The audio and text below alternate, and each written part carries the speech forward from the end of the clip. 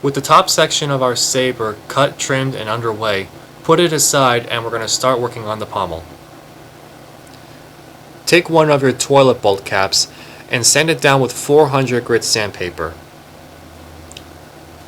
Then take your toilet bowl cap, place it upside down, and with a ruler measure 5/16 of an inch up and make a mark. Once you have made your mark, take your toilet bowl cap and make a mark all around for your measurement. Find the exact center of your toilet bowl cap. Optional, take a center punch and make a mark on top of it. From there, drill out a 1/2 inch hole in your toilet bowl cap. Drilling out the hole here in your toilet bowl cap here for your electronic button can be rather challenging, especially with a 1/2 inch drill bit. But what I did find it easier, and in case if you want to do this, is if you go to your local hardware store and you purchase one of these. Now this is actually called a unit bit or a stepper bit. This is the medium sized one here. What it is, you drill out one hole and then it'll follow to the next size, to the next size, and to the next size. What it'll do is it'll give you a nice clean hole here inside of your toilet bowl cap. Now that's really good for this, but the thing is, this guy here that I have is about $35. They do make another size that's smaller than this one. It's about $30 from what I believe. But then again, your prices are going to change from location. Now, also, if you do plan to use this stepper bit, or in case if you don't want to use it, your electronic button here that I show on my website, it does have a lip here right underneath of the of this mushroom body housing here. So what you're going to have to do on your toilet bowl cap is you're going to have to make this area here on top just a little bit wider than your hole itself. So therefore, this button can sit flush right on your toilet bowl cap. When you have your hole drilled out, next you're going to cut off this section here of your toilet bowl cap, cutting on this side of the line.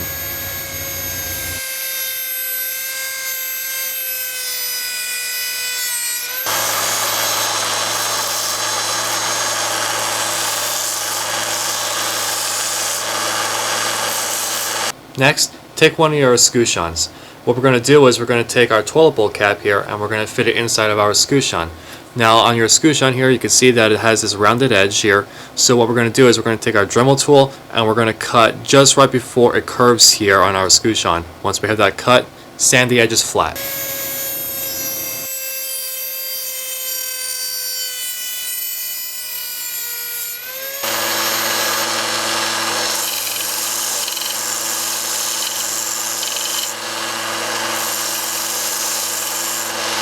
Now I have my toilet bowl cap here sitting on the inside of my escutcheon, and this is what it should look like.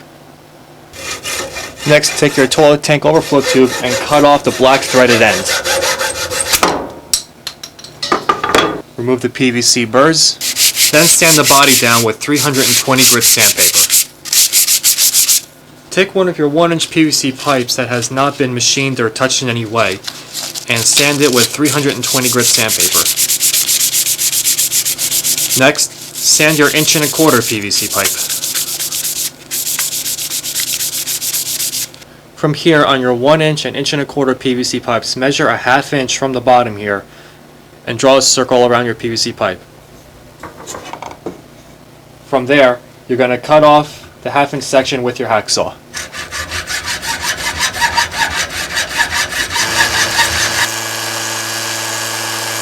You may not have cut your PVC pipe pieces here evenly as straight as possible, but that's okay. You're going to go to your belt disc sander and you're going to sand them down to 3/8 of an inch.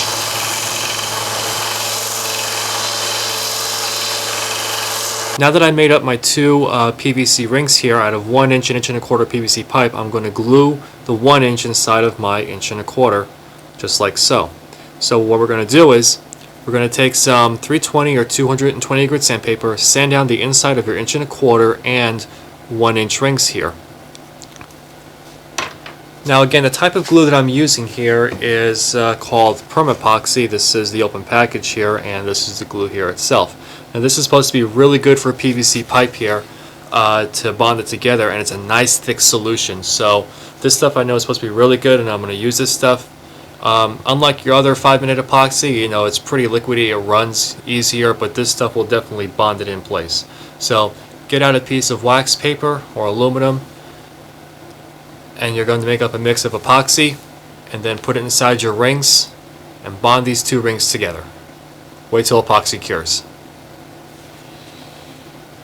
Now that our epoxy has cured, you can see that my 1 inch is perfectly set inside my 1.25 inch PVC ring over here.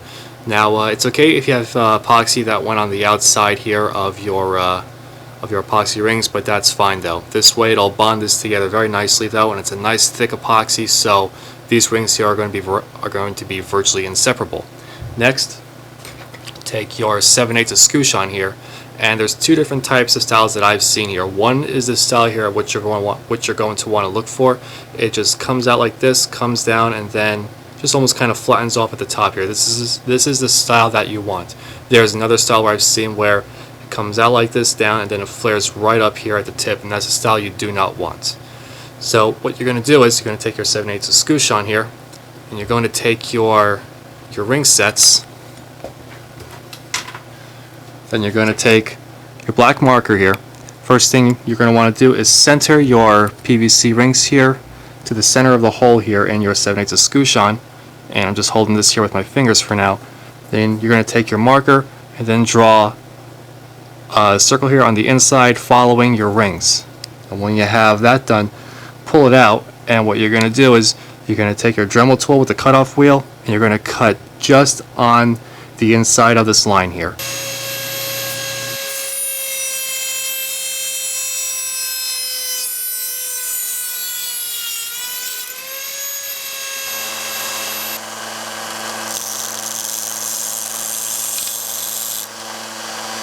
When trimming your escutcheon, take your PVC rings and place it over your escutcheon, and use it as a template to see how much material you will have to take off. Trim close to your rings but not on the rings. Sand down the edges of your escutcheon so that the edges sit even and flush with the edges of your PVC ring. And here's what your escutcheon should look like once it is finished. Now my escutcheon I'm going to call my transition piece because we're going to transition from one side here down to another. As you can see here that my edges are nice and flush up to my PVC rings, and this is the look that you are going to want to have once you are finished sanding it. Now, as you did see on here, I do have a black circle going around here. Just ignore that for now. When I was cutting out my transition piece here, I found out that it was easier to cut right on the black line here where I made it on the inside of my escutcheon. So instead of cutting on the inside of it, cut right on the black line itself. Now when you're cutting on here, you're going to want to make a bunch of straight cuts as you are cutting out your transition piece. So this way you have enough material to play around to sand down your transition piece when you are finished. So you don't have to go out and buy more escutcheons later. Next, take your toilet tank overflow tube and a rubber slip joint washer. Now if you take your rubber slip joint washer and you place it over your toilet tank overflow tube here, there was a lot of play in here, and this we don't need. So what you're going to do is you're going to take your scissors and just break out one section here. Now what we're going to do is take the cut piece here, and you're going to want to put it over the toilet tank tube here and fold over to one side. Now you can see that there is excess material here on the rubber slip joint washer. And take a marker or a pen. You're going to want to make a mark, let's say over here, and this is the excess material that you are going to want to cut off. Once you have it cut off, tape it on to your toilet tank tube. Now you can see here where I've made my mark here, and I did tape it into place here, so right now it's sitting on here just with some tape, and it is fairly snug. So how did I get this line here? Well, keep in mind on your transition piece here that at this edge here, that these edges here fold in to make this finished part here for the copper pipe to go through. So what you want to do is take your rubber slip joint washer here at the edge of your overflow tube and place it right over the top here of your transition piece. Now to get this perfectly center, if you look down your toilet tank overflow tube, you'll see the inside center here of your transition piece.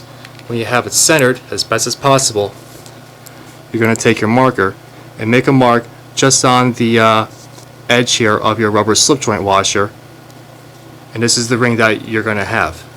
Once you have this ring, take your Dremel cutoff tool, and for now what I'm finding best is just to make a bunch of parallel cuts going right up to your line, but not directly on the line. And when you have that done, take your sanding drum and finish off the edges. What you want to have done is to have this transition piece fit snugly on your rubber slip joint washer here.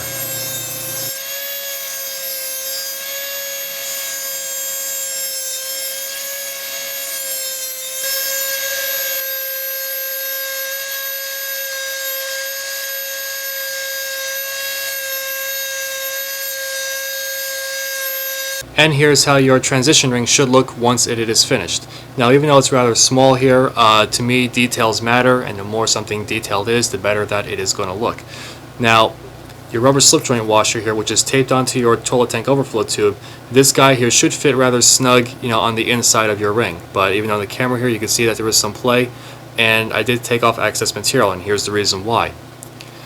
Take your transition ring and just place it over your PVC rings. Then take your toilet tank overflow tube here with the slip joint washer on top, and then just slide it over. Now what you want to do is you need to sand off any excess material here on your transition ring so that your rubber slip joint washer can sit on top of your PVC rings. So even though I have mine here already sanded down, you can see that my PVC ring assembly here is sit right up against my rubber slip joint washer, and this is what you're going to want. So again, you need to sand down the inside of your transition ring so that this slip joint washer can sit on your PVC rings.